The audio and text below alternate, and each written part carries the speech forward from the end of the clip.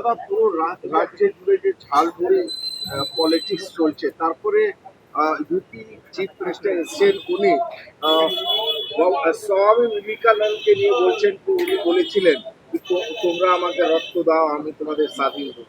কি বলবো? দেখুন, বিজেপি দলটাই হচ্ছে অশিক্ষিতের দল। শিক্ষা দীক্ষা নেই, রাজনৈতিক শিক্ষা নেই, লেখাপড়াও করেনি। উনি বিবেকানন্দকেও চেনেন না, নেতাজিকেও চেনেন না। উনি যে কথাটা নেতাজি সুভাষচন্দ্র বলেছিলেন সে কথাটা বিবেকানন্দ মুখে চাপিয়ে দিচ্ছেন। যেমন ওনাদের মোদী, আমাদের ভারতবর্ষের সম্মানীয় প্রধানমন্ত্রী, উনি এসে ওরাই বাংলায় নির্বাচন হচ্ছে বলে ঝালমুড়ি বিক্রি করতে চলেছেন। শুধু তাই নয়, তিনি একজন এসপিজিকে দিয়ে, তাকে দিয়ে ঝালমুড়ি বিক্রি করছেন। এই ধরনের নাটক তৈরি করছেন। এই নাটক মানুষ বুঝে ফেলেছে যে বিজেপি একমাত্র নাটক করতে পারে। বিজেপি মানুষের ভালো কাজ করার কোনো ইচ্ছে নেই। বিজেপি শুধু নিজের বড় বড় পার্টি অফিস বানাবে এবং তাদের ব্যাংক কামানত বাড়াবে, এছাড়া মানুষের কাজ করার কোনো ইচ্ছে নেই। তাই বিজেপির এই ভাওতা, বিজেপির এই কি বলে নীতি নাটক, মানুষ আর বিভ্রান্ত হবে না।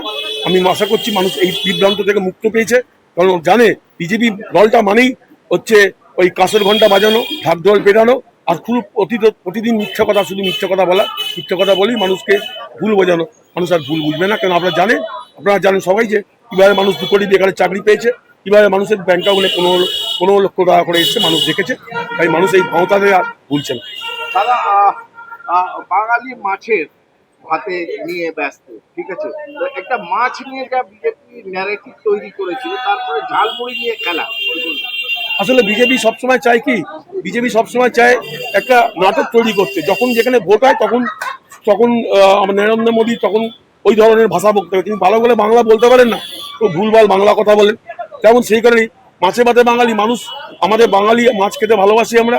এটা সবসময় আমরা, মাছ আমাদের প্রিয় জিনিস। তাই এতদিন ধরে মাছ, যারা দিল্লিতে দেখবেন বিভিন্ন জায়গায় যারা বলেছে যে এখানে মাছের দোকান করা যাবে না, মাংসের দোকান করা যাবে না দিল্লিতে, তাই বুঝেছে, তাই ভেবেছে যে মানুষ ওটা মনে রেখেছে, তাই এখানে এসে আবার মাছ খাওয়ার জন্য, মানুষকে নতুন করে ভোট পাওয়ার জন্য গিমিক তৈরি করার চেষ্টা করছে।